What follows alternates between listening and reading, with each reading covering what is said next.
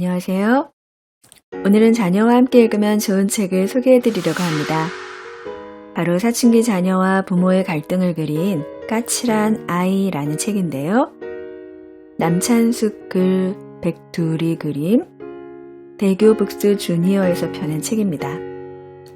부모라면 한 번쯤은 사춘기 자녀와의 갈등을 겪게 될 텐데요. 이 책은 그런 고민을 하고 계신 부모님들과 충분히 공감할 수 있는 이야기입니다. 사춘기는 언제부터 시작되는 걸까요?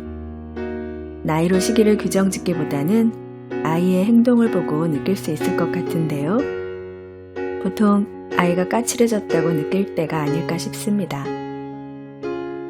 이 책의 주인공도 언제부턴가 까칠한 아이가 되어버린 초등학교 5학년 지연이입니다. 이 사춘기 딸과 엄마의 갈등 속에서 인물들의 심리와 정서가 매우 섬세하고 투명하게 그려집니다. 주인공 지연이는 자신이 좋아하는 일이 꿈이 될 수 있다는 것도 채 깨닫기 전에 부모의 말에 상처받고 지레 꿈을 접어버립니다. 그리고 자신의 생각과 감정에 대해 가족들에게 전혀 존중받지 못하면서 자존감도 낮아지고 그 무엇에도 의욕을 잃고는 마음마저 닫아버리죠. 그런 지연이를 바라보며 엄마는 문제를 해결하려고 나름대로 노력하지만 그런 관심은 자꾸 엇나가고 비틀리면서 갈등의 골은 더 깊어지고 지연이는 더 큰 상처를 받게 됩니다. 이러한 상황들을 독자는 고양이의 눈을 통해 관찰하게 되고 듣게 되는데요. 이 설정이 매우 독특하면서도 읽는 재미가 있습니다. 등장인물들과 고양이가 마치 대화하는 듯 이야기가 전개되면서 자칫 무거울 수 있는 주제를 경쾌하게 풀어내고 냉랭한 갈등 구조 속에서도 고양이와의 교감은 따뜻한 감성을 자극하기도 합니다. 또 고양이라는 전달자를 거치면서 독자는 주관적인 감정이 개입될 수 있는 상황을 객관적인 시선으로 바라보게도 됩니다. 이 책은 표지 그림도 매우 흥미로운데요. 제목을 사이에 두고 아래쪽엔 지연이 얼굴을, 위쪽엔 고양이 얼굴을 데칼코마니처럼 배치했습니다. 고양이와 지연이의 관계를 상징적으로 보여주려고 한 것 같습니다. 이 둘은 서로 다르면서도 많이 닮았고 서로 무관심한 듯 하면서도 마음을 쓰거든요. 책을 바로 놓고 보면 지연이 눈을 바라보게 되고 책을 거꾸로 놓고 보면 고양이 눈을 바라보게 되는데요. 뭔가 하고 싶은 말이 있는 듯한 표정으로 보이기도 하고 내 이야기를 듣고 있는 것 같기도 하면서 그림 속 인물과 교감이 일어나는 것 같은 좀 묘한 기분도 듭니다. 까칠한 사춘기 소녀와 까칠한 고양이와의 감정적 교차. 꿈이 무엇인지 깨닫기도 전에 훼손되고 마모된 아이의 상처와 심리. 진정 무엇이 문제인지 모르고 헤매는 어른들의 일방통행적 관심과 사랑. 이 이야기들은 비단 지연이네뿐 아니라 10대 자녀가 있는 가정이라면 쉽게 볼 수 있는 갈등일 것도 같습니다. 작가는 이렇게 말합니다. 아이들이 원래 그런 모습이 아니었다면 그렇게 변하게 된 데는 이유가 있을 거라고요.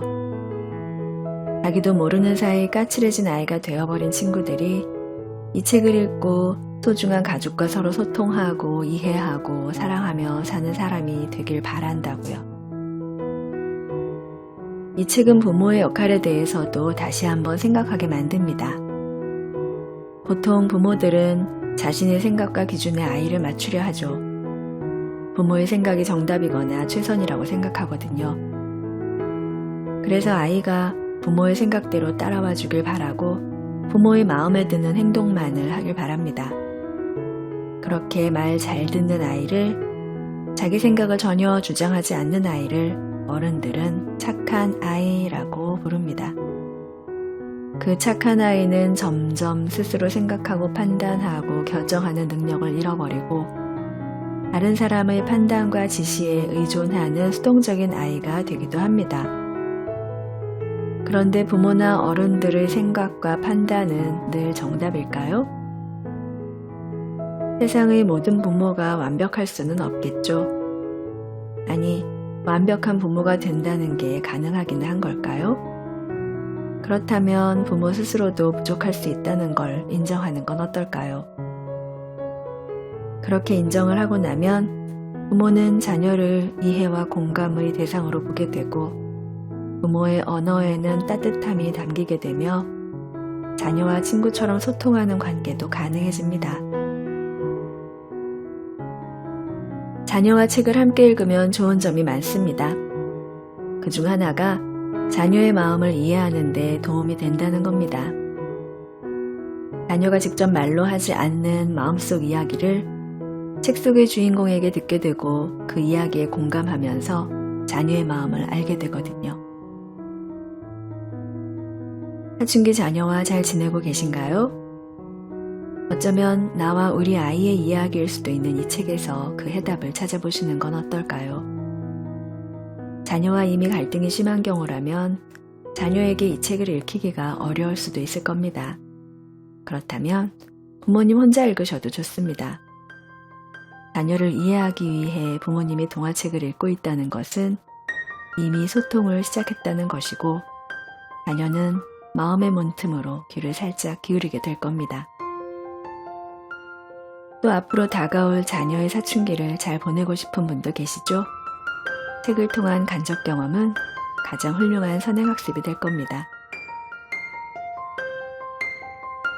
성장기 자녀와 좋은 관계로 지낸다는 건 정말 행복한 일일 겁니다. 이 시대를 살아가는 사춘기 아이들과 사춘기 자녀를 둔 부모님 모두 행복하기를 바랍니다.